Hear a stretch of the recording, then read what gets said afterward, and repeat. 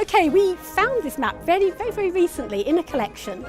It's a trench warfare map and it's from a part of Belgium, but what it does show is the British line and the German line, and it shows how very close they were together. It shows the names that the English or British troops gave to various parts of the landscape. So they've renamed some of the farms. They've called them things like Stinking Farm and Dead Cow Farm. One of them's called Hun Farm. So we don't know whether those were named because the troops were there, or perhaps because they were overflying the district, because the RAF or the RFC would have been active at this time. There is something unbeatable about touching a document that has seen history, that's been through history.